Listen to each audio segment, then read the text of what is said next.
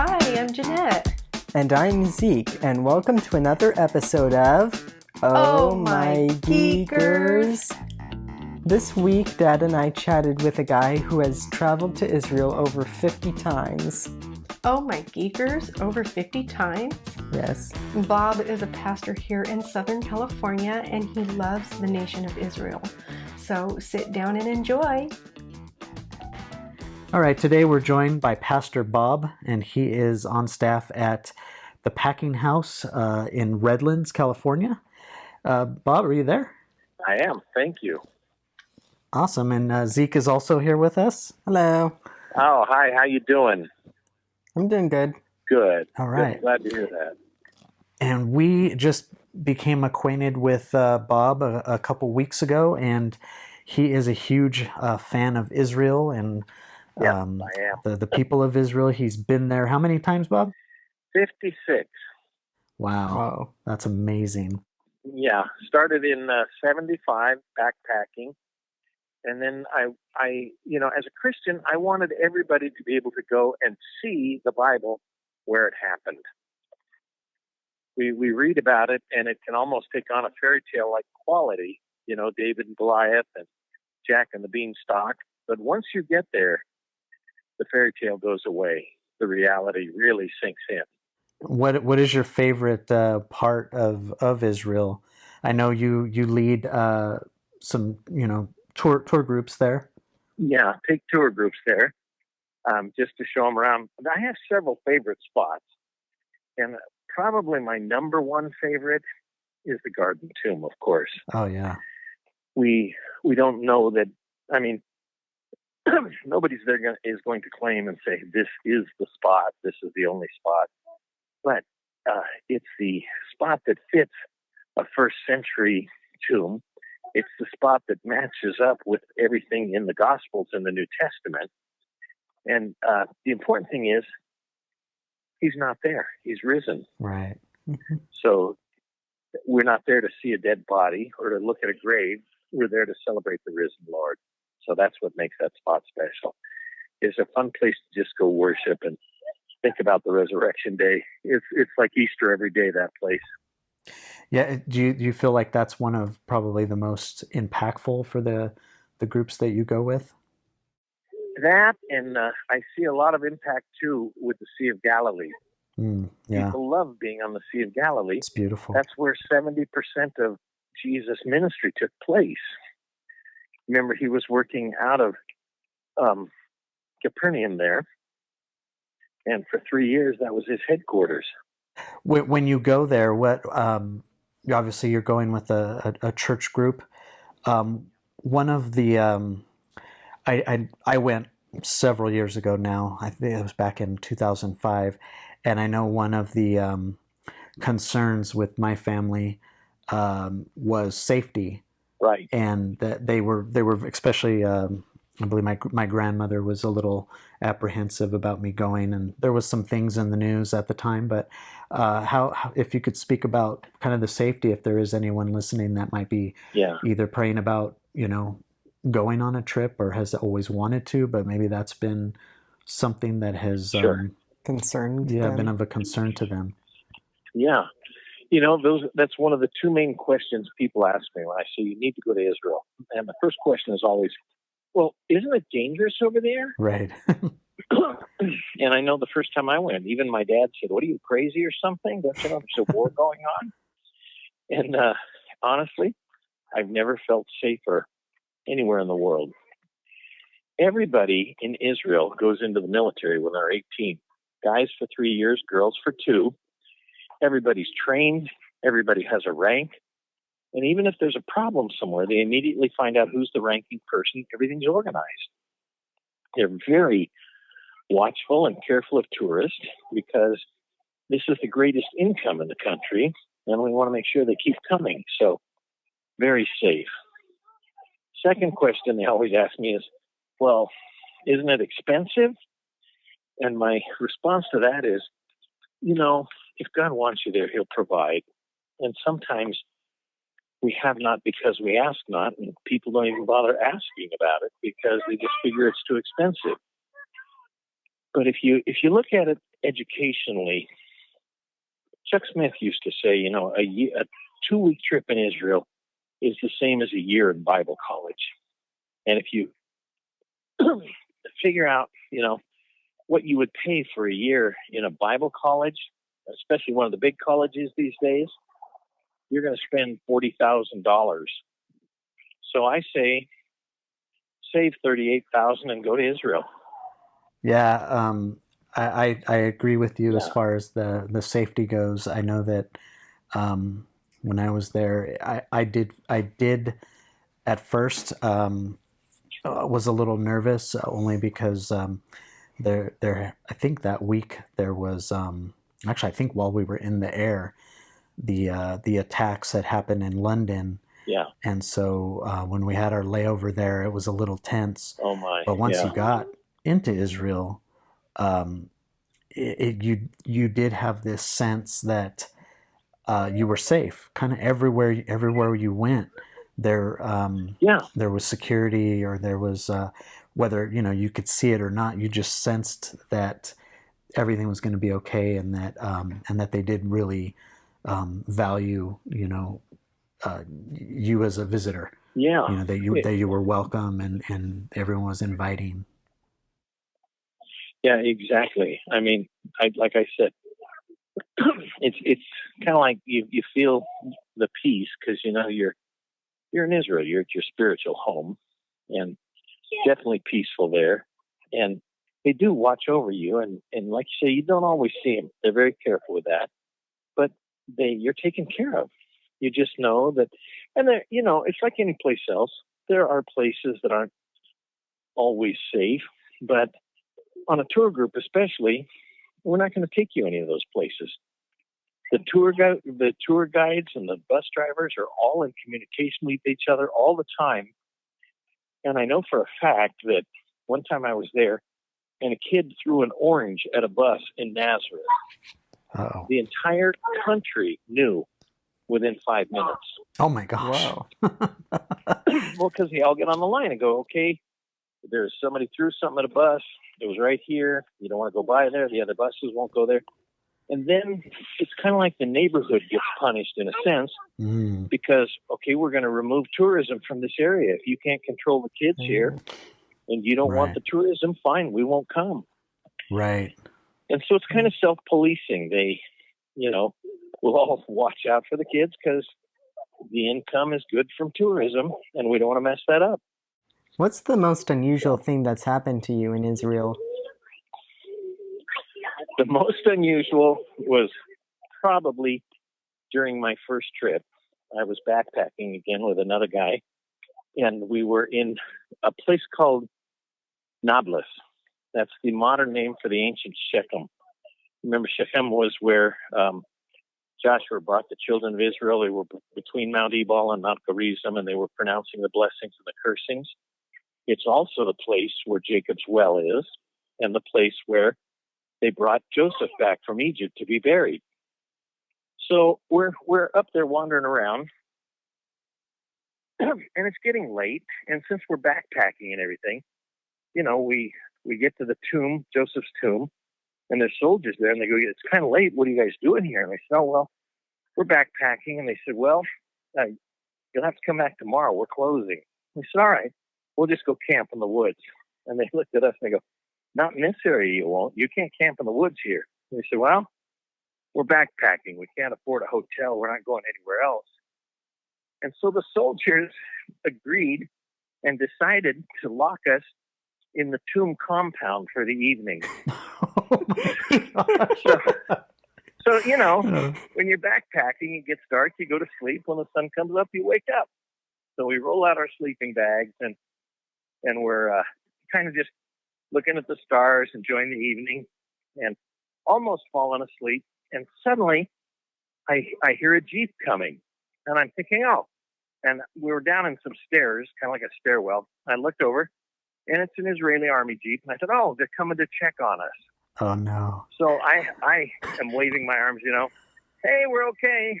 And 4 guys jump out of the Jeep, and suddenly I have guns pointed at me from several different directions. And I thought, oh no. And so I told my friend, I said, put your passport up here on this ledge and just stay down there. And I put my arms up and I walked out carrying our passports. And they're hollering at me and they're going, Ivrid, Ivrid, do you speak Hebrew? And I didn't at all. I'm like, no. And they're going, Arabi, Arabi. And I'm going, no. I said, English? And they're going, no. Oh, no. We're kind of at an impasse. And I'm, they've got me surrounded and they got their guns pointed at me. And finally, one of them looks at me and he goes, Ford Carter. At that particular time, Ford was very pro-Israel. Carter was anti-Israel. Oh. And so depending upon who you were, if you were in an Arab neighborhood, Carter's a great guy.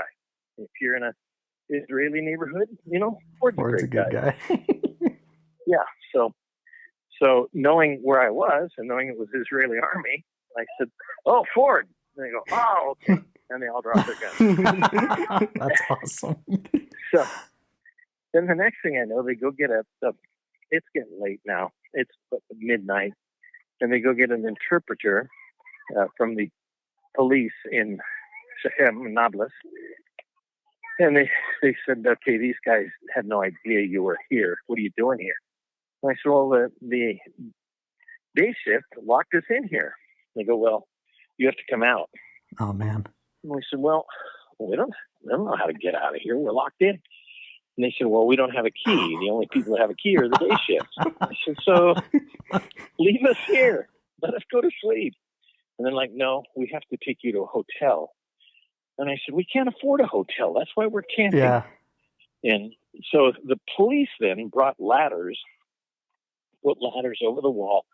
Now it's 2:00 in the morning and they're taking us out of there. Oh, man. So we climb over the ladders. They take us to probably the cheapest, dirtiest hotel I've ever been in my life. Oh, man. And I think it cost us $5 a piece for the night. But that was pretty crazy. I don't know of anybody else that slept in Joseph's tomb, except Joseph, of course. Yeah, of course. And is that particular area that is now in Gaza now, right? Known in not Gaza, no. Gaza is the other side of the country. This is the West Bank area. Oh, okay. It's a part of Samaria, and it's a heavily Arab populated area.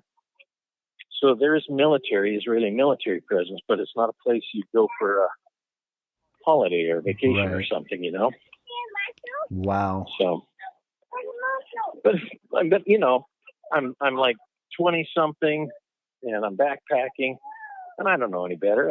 We're just having fun. Sure. And we wanted to go see all the Bible sites. We wanted to see Joseph's tomb. We wanted to see Jacob's well. We wanted to see Mount Ebal and Mount Gerizim, and we did. But we just ended up with a little bit of an unusual circumstance, and the Lord protected us and saw through it all. And so you were a believer at this time in your life? Yes, I was. Oh, how cool. And that's why I wanted to go. It's like I wanted to see the land of the Bible. I wanted to walk where Jesus walked. And it was we spent 6 weeks there backpacking. And of course you make your plans. We're going this way, then we're going that way. And after the second day, our plans were out the window. It's like, get up, you read the word. Where are we going today, Lord? What do you want us to do today, Lord? And it was amazing. It was probably the most impactful, amazing trip of my life. I would have to agree with that. I think one of the things that struck me, I had never really been outside of America before. I have traveled here and there within the States, but I think, going there and seeing just how old everything is blew my mind. Yeah. There's so much history, everywhere though. Just everywhere you look. Yeah, it's not like, 50 miles from here, there's a spot where David was. It's like right here. Jesus was here. Yeah. David was here. Solomon was here. Hezekiah was here. And you can't turn around fast enough to see it all. I know. Yeah, that's the big bummer. Is it just seems like, aside from living there, how would you, get to see it all? Yeah. Other than maybe going 50 plus times, Well, and I still haven't seen it all. I'm always looking for new things. And here's what's cool. I'm always finding new things. Plus, archaeology is always coming up with a lot of brand new things. Yeah, what's the newest, or I guess one of the more impactful or interesting things that lately? Well, lately, a kid found a whole jar full of coins from several thousand years ago. And it's just people, not even always an archaeological team going out. If you go to build a house, you've got to have an archaeological team come over and check it out while you're digging your foundation, so they make sure you're not digging up history or covering up history or something. Wow. Matter of fact, the guy in Beersheba, not Beersheba, I'm sorry, Bet-Shean, the place where they hung Saul's head. A guy over there was, later on there was a Roman city there known as Scythopolis, but a guy's over there and he's going to dig a basement for his house. And he starts to dig and he hits a stone. The archaeologists come and check it out. They end up removing his house and several others because they found an arena, a Roman arena. Goodness. And the thing's like 3 or 4 blocks big. Oh man. What are you going to do?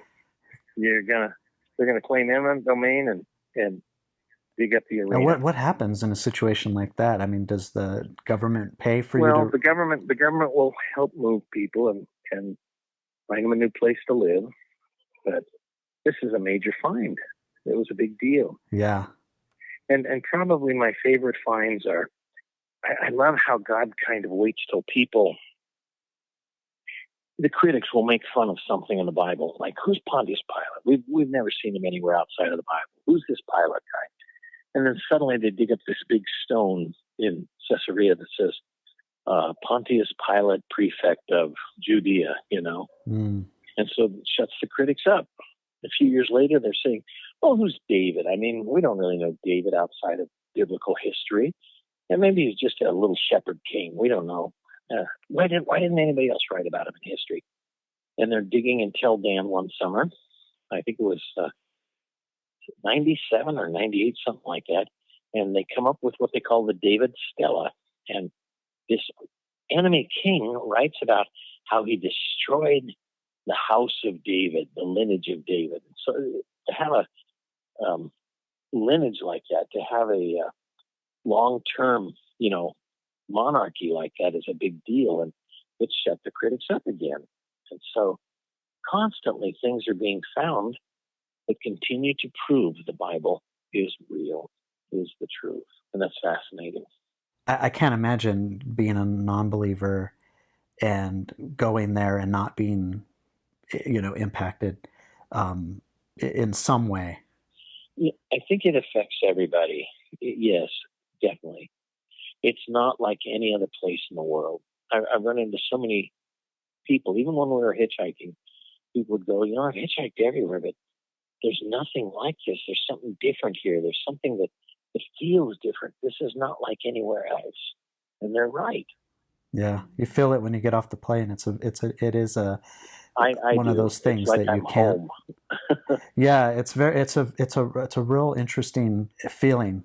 Just arriving there and the only thing I can think to describe is like a welcoming, like someone's kind of inviting you into their home. It's really different. And I think as believers, it's our spiritual home, and so we know we're welcome there.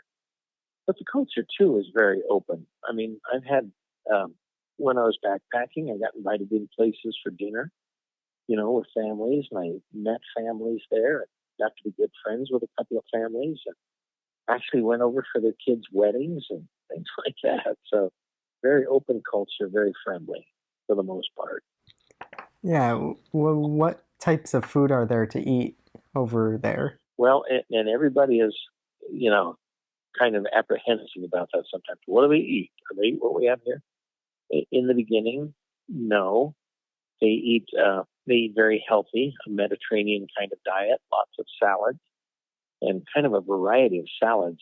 We were actually up at a moshav in the northern part of Israel. This guy said, "I'm taking you to dinner," and he said, "We're having salad tonight." And I thought, okay, you imagine this little dinner salad. And he starts ordering, and they bring out all these different bowls. We had 30 different kinds of salad. There's salad made out of garbanzo beans, and then they make hummus out of garbanzo beans. And you have tahina, which is sesame seed, and they have just a variety of things, so many different kinds of salads. And, of course, always good pita bread, and you make a meal of it. It was wonderful. And then today there's every kind of restaurant you can imagine. McDonald's moved in there, and there was somebody in Israel started a hamburger stand called McDavid's, and McDonald's sued them, but McDonald's lost because McDavid was there before McDonald was, and McDonald doesn't have any right to sue an Israeli company. So they're back in the land now, and they're okay. They're doing good. Here's the funny thing: most of them are kosher, so that means no meat, no dairy. So don't order a cheeseburger; it's not going to happen. Yeah, no cheeseburger. We got a. You want a hamburger? Come in here. We'll give you a hamburger, but no cheeseburger. It's funny when I mentioned my grandmother being a little nervous about me going.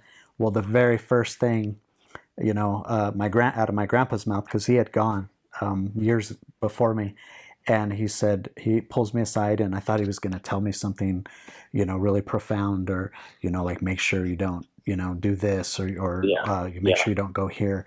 He tells me, when you're in Jerusalem on Ben Yehuda Street, and then he tells me about this ice cream place, and he's like, "You got to try their ice cream; it's so good."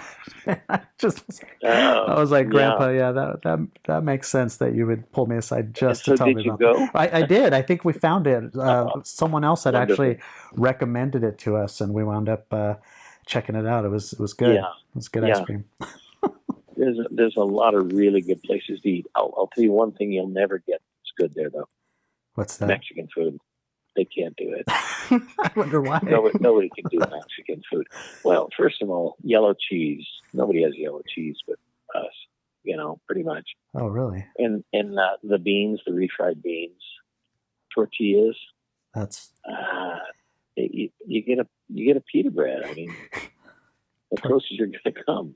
Wow. Falafel, but there are taco. I was just talking with a mutual friend, Joe, and he said that he was mentioning that there are a lot of Jews from Mexico in Israel.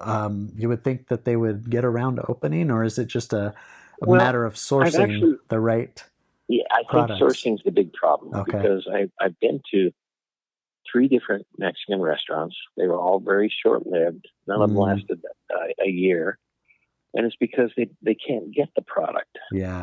The cost too of expensive. shipping and everything else is prohibitive. Yeah. If you're working with what you got locally, you don't have the right cheese. You don't have the right beans. You don't have the right tortillas. So, well, being in Southern California, I guess, we're spoiled here.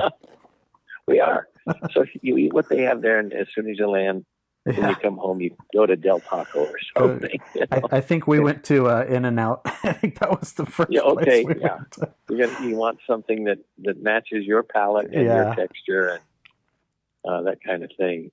Yeah. Although I couldn't complain about the food over there. I came back, and I think I drugged my wife all over town trying to find a decent falafel and somewhere to find. I wanted her to because that was the very first time I'd ever had Mediterranean food, and I came back just going on and on about it. And I think unfortunately the only thing that was around back then was Daphne's, and that's not bad on Daphne's, but it's just and that wasn't that close. It's just not the same. Well, it's the same thing as trying to make Mexican food in Israel. It's like making Middle Eastern food over here. Yeah, exactly. And people make an attempt, but if you know better, it's like it doesn't quite do it. It's really. And so you go on this search, and it's getting better. There's some good Mediterranean restaurants now, but a few years ago, it's like, well, I guess I got to wait till I get back to Israel. You got to wait, yeah. and with that, I mean, have you, with everything going on this year with COVID, were you able to go this year, or? I was there in February with a group from Idaho. I had a trip planned in April that got canceled. Had a trip planned in June and that got canceled. And I had a trip planned in October and that got canceled. So, yeah, I'm kind of chomping at the bit to get back. I want to go back there. I want to encourage people to go there. I want to. I've taken a few slideshows and made little things out of them so people can kind of get a view of the country and see what it looks like and see how beautiful it is. Very, very much like Southern California. It's hard to put in a picture. Yeah, it is. What's the best time in the year to go over there?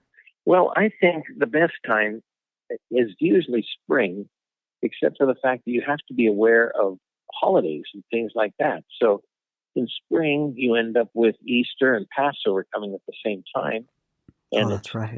High tourist season, hard to find rooms, and they're very expensive. Right. So February's a little better. It could be raining a little bit like here. The temperate zone is the same as California. And then, after the holidays, end of April, May, you're okay. June starts getting hot, but just like here in California, July and August and early September are cookers, and it's a desert land, and you don't want to go then. Yeah. So October comes, and then you've got high holidays again, Yom Kippur and Rosh Hashanah and the Days of Awe and Feast of Trumpets. So you wait again, and November is pretty good. A lot of people stay home for Thanksgiving, but December again, there's a rush to go to Bethlehem. So of course, yeah. And if you don't mind the rain and a little bit of cold, it's not that cold and not that rainy. January's okay. So, have you been during those high holiday? I have. I went for Passover once, and it was so crowded. And the Christian sites are closed, and the Jewish sites are closed for the holidays. It's hard to get through the streets. They're so crowded. There's so many people there. And I thought, I'm never going on a holiday again because the price is so high. Oh, yeah. And you can't get anywhere and you can't see anything. So unless you're there to see family and celebrate the holidays with family, it's really tough. And I've also been there in summer when it's really hot. You get on top of Masada and it's 115. It's like, oh, yeah. Yep, seen it. Get me back down out of here. I know. Put me back on an air-conditioned bus. I know. We were there in July, and that was pretty rough. I mean, as interesting as that site is, it was I think 119 or 118 that day. It was just really difficult. And it's just too hard to enjoy it. It's like I don't know. I gotta keep from dehydrating, and I'm trying to pay attention to what's going on, but. Boy, I don't feel good out here. It's way too hot. You're just kind of cooking. Oh, man. So what would you had mentioned, the cost. What would be your advice to someone who, maybe, I know you've already mentioned it, ask the Lord, but, I think in a lot of people's minds, they think, oh man, I know I had that same thought, and the circumstances in which I got to go was pretty. I can only say it was a God thing that I was able to go. Well, I have to tell you, every time I've gone, it's been a God thing. Okay. The first time I went, I had a Coke machine and a reel-to-reel tape recorder, and I sold them both, and God opened the door for me to get a ticket. Oh wow! But if you're praying and asking the Lord, He's the one that opens the doors. I would say probably for the first time you might want to go with a tour group because they'll give you a layout, an overview of the land. You'll get to see a lot of stuff in a little time, and you'll be with somebody that's very knowledgeable of the country. The backpacking is really fun. The hiking trails are great there. And the cost, here's the thing. You can get a cheap tour. I always try to put together what I call an all-inclusive tour. And by all-inclusive, that means airfare, ground transportation, hotels, meals, taxes, tips, entrance fees to parks, monuments, and museums. And it may seem a little more expensive, but if you go with, like, here's so-and-so's tour, and we'll get you over there for $2,500. Great. And you get there, and they go, oh, by the way, the bus is going to cost you another $20 a day. And by the way, meals aren't included. By the way, the ticket to get in this place is $15. And by the time they finish nickel and diming you, it's a lot more than the all-inclusive tour would have cost. The thing about the all-inclusive tour, if you go with a good company too, if you consider the cost, because you're getting things discount because the company does this regularly and they put together a volume deal for the tourist. And if you figure, like some of the ones we take, I think lately the trip's been costing around $4,000. But if you consider, if you went and did the same things all by yourself, it would cost you at least $8,000 to do the same thing. Wow. So It does make a difference. Plus, I think the experience too, from a Christian's perspective, is a lot more deep than just going as a secular tourist, just to kind of, Yeah. It's cheaper than Bible college. It will change your life, guaranteed, and you'll never be the same. It is so, so worth it.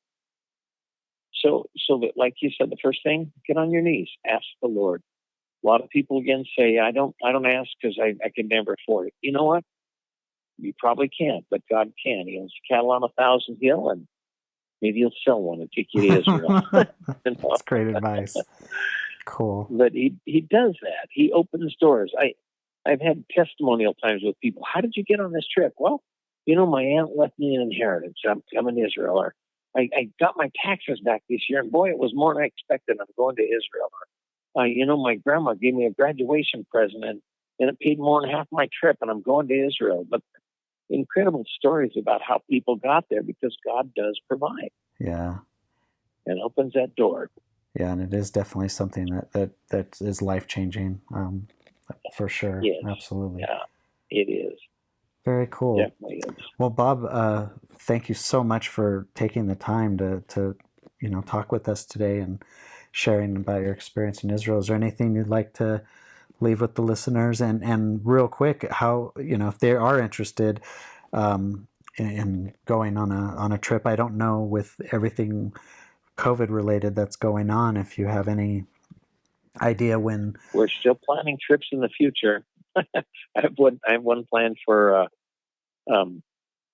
spring of this coming year of 2021. So, okay. Yeah, and we're hopeful that by then everything will be opening up again, and there'll be several different trips going. And Israel's hungry for tourism again, of course. Can only imagine. Again, it's their main income, so they want us to come back. But thank you so much for allowing me to come and share with you. I'm always excited to talk about Israel. It's a special place in my heart, and I've seen the change it makes in people's lives, and I'm always excited to see that change. So keep praying. Pray for the peace of Jerusalem, like we're commanded in Psalm 122:6, and watch God work. Watch God work in your life. Watch God work in that nation. Awesome. Thanks again to Pastor Bob Probert with Packinghouse of Redlands. Check their church out online. I'll have the address in the show notes, and I'll actually put a link in there for your email in case anyone wants to get a hold of you and hear more about the trips you do to Israel. Great. Thank you. We hope that you enjoyed this week's episode. Tune in next week for another episode of Oh-My-Geekers.